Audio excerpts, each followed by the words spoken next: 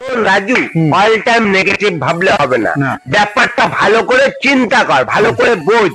আজকে তুই একটা ডান্স টিচার, তোর আজকে দুটো ডান্স ক্লাস চলছে, তোর ছেলেমেয়েরা সুনাম খুব ভালোই করছে, কি বদনাম করছে সেটা আমি পুরো জানি না, কিন্তু আমি চাচ্ছি আগামী বছর আরো যেন 4টে ডান্স ক্লাস হয়, ঠিক আছে?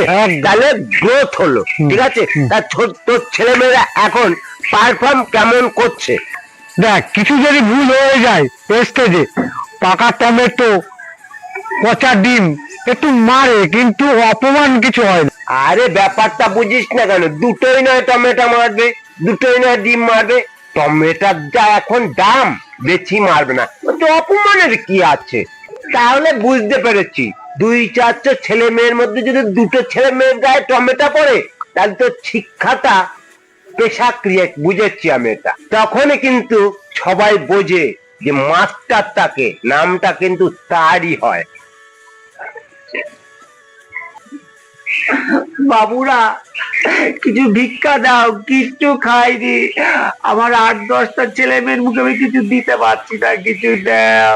এই, 1 ঘন্টা আগে তোমার সাথে দেখা হলো না আমার? ওখানটা তুই 1 ঘন্টা আগে তাহলে দিয়েছিলি? 1 ঘন্টা আগে বলছিল না কোনদিন সামনে আমার আসবি না? থাকুক, আমার আর ভিক্ষা চেয়ে লাভ নেই বাবুরা, থাকুক, তোমরা ছুকে থাকো। এই এই শোনো শোনো, এদিকে আসো।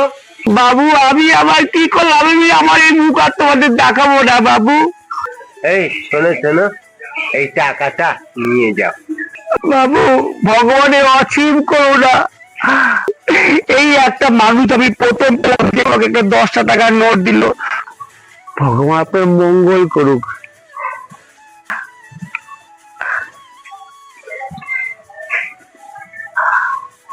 আপনার স্ত্রীর সম্পর্কটা যদি টাকার মতন হয়ে যায়।